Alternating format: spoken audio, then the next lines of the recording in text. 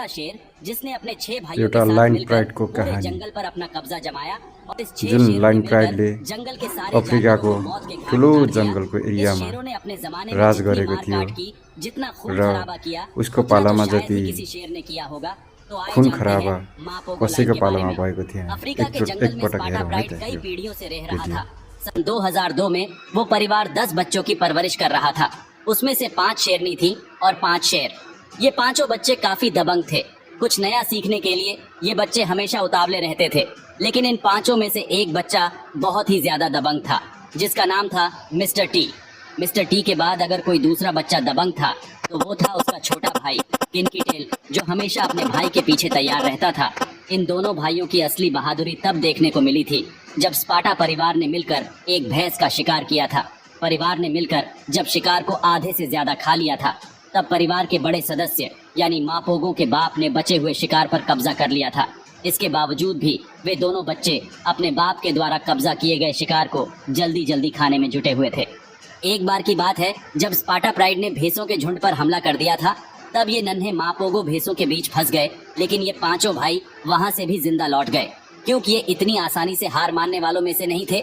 वैसे तो शेर के बच्चे बहुत छोटी उम्र से ही शिकार करने की कला को तराशने लगते हैं। वे अपने इलाके में रहने वाले हर जीव का पीछा करने लगते हैं।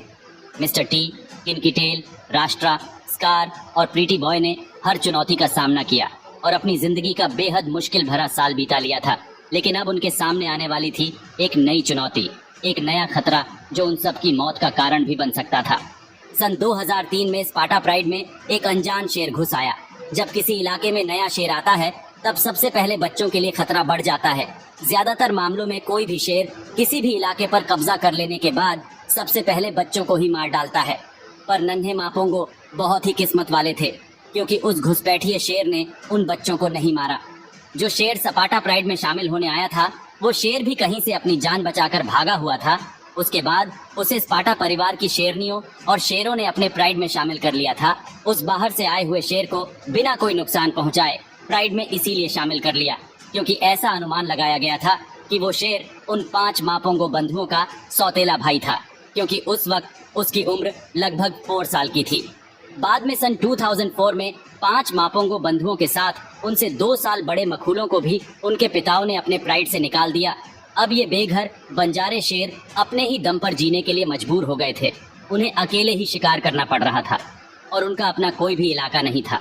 शुरुआत में उन्हें हमेशा दूसरे इलाके के दमदार शेरों का भी खतरा बना रहता था, पर सबसे बड़ी बात यह थी कि वे अपनी जिंदगी के जिस मुकाम पर थे, वहाँ उन्हें अपनी जिंदगी खुद के दम पर जीनी थी। वे अपना घर छोड़ चुके थे। अब उन्हें अकेले ही मैदान में लड़ना था या मैदान छोड़कर भागना था। पर सबसे बड़ी बात यह थी कि वे 6 शेर थे और वे बड़ी से बड़ी मुश्किलों का सामना करने में भी सक्षम थे। मापोंगो एक संगठन बन चुका था।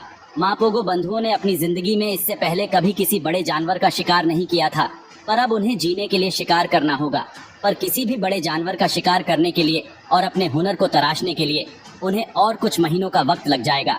भले ही मापोंगो गठबंधन में 6 शेर थे, पर उन 6 शेरों के लिए भी किसी जंगली भैंस का शिकार कर पाना आसान नहीं था। जब मापोगो बंधुओं को शिकार करने में कामयाबी नहीं मिलती थी, तब वे किसी भी शेर के इलाके में घुसकर या तो दूसरे शेरनियों के खाने पर कब्जा कर लेते थे या फिर किसी मरे हुए जानवर के शव को खाकर अपना पेट भर लेते थे। पर ऐसा करने से उन्हें अपने से तेज और दमदार शेरों का भी सामना करना पड़ता था। जब उनके पास उन दबंग शेरों को देखकर भागने के अलावा और कोई दूसरा ऑप्शन नहीं बचता था। पर वो वक्त भी आ गया जब मापोगो बंधु ऐसे शिकारी बन गए थे जो उन्हें बनना था। वे न केवल जंगली भैंसों का शिकार करने लगे थे, बल्कि दरियाई घोड़ों को भी नहीं छोड़ रहे थे। यहाँ तक कि गेंडे भी उनके हाथों मारे जाने लगे थे। इन सब के अलावा वे अपने पिताओं की तरह जिराफ का शिकार करना भी सीख गए थे। उनकी सबसे बड़ी खूबी यह थी कि वे साथ मिलकर ही शिकार किया करते थे। शिकार के दौरान किनकी टेल बहुत ही ज्यादा एक्टिव रहता था और सामने आई किसी भी शिकार को नहीं छोड़ता था। पर शिकार कब और किसका करना है, ये फैसला ज्यादातर मखुलू ही करता था। और मखुलू के किसी भी शिकार पर पहला हमला करने के बाद किनकी टेल उस शिकार को दबोच लेता था। मिस्टर टी और किनकी टेल हर बार शिकार के दौरान हमेशा सबसे बड़ी भूमिका निभाते थे। वे दोनों शिकार करते समय बहुत ही ज्यादा आक्रामक रहते थे। एक समय था जब भैंसों का शिकार करना इनके लिए बहुत ही मुश्किल था, पर अब भैंसों का शिकार मापोगो बंधु बहुत ही आसानी से करने लगे थे। धीरे धीरे उनका आत्मविश्वास बढ़ने लगा उन सभी शेरों में से एक शेर का हौसला कुछ ज्यादा ही बढ़ने लगा और वो शेर था मिस्टर टी। वो न केवल शिकार करने के दौरान आक्रामक रहता था बल्कि शिकार को खाने के दौरान भी बहुत ही ज्यादा आक्रामक रहता था। ज्यादातर मामलों में काले रंग के अयाल वाले शेर बहुत ही दबंग होते हैं। बाकी शेरों के मुकाबले उनमें टेस्टोस्टेरोन ज्यादा होता है।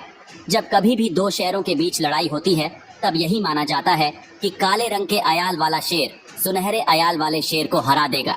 शुरुआत में यकीनन मखोलू ही सब पर हावी था। उसने बाकी पांचों शेरों को अपने से दूर करके रखा था। मपोगो भाइयों को देखकर ऐसा लग रहा था कि बहुत बड़ा बदलाव आएगा, लेकिन किसी ने सोचा नहीं होगा कि इतनी ज्यादा हिंसा होगी। कई सारी लाशें बिछ जाएगी।